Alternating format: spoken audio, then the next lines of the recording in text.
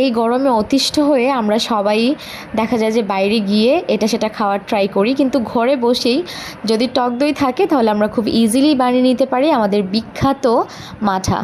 আর এই মাঠা রেসিপিটা খুবই ইজি। আমি এখানে টক দই দিয়ে দিয়েছি। টক দই দেওয়ার পরে আমি এখানে দিয়ে দিলাম পরিমাণ মতো লবণ, সেই সাথে এই যে দেখতে পাচ্ছেন এটা হচ্ছে গিয়ে বিট লবণ।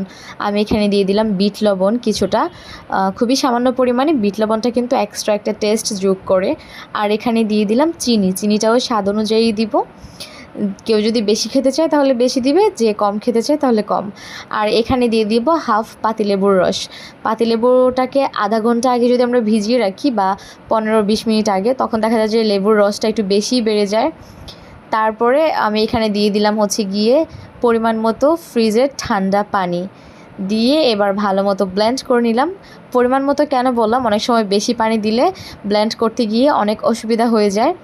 আর হ্যাঁ, মাঠাটাও খেতে ভালো লাগে না। এখানে পানি, তারপর হচ্ছে গিয়ে টক দই, প্লাস হচ্ছে গিয়ে লবণ, চিনি, আর যদি লেবুর রসের পরিমাণ ঠিক থাকে তাহলে পারফেক্টলি 1 গ্লাস মাঠা আমরা বাসায় তৈরি করে ফেলতে পারি।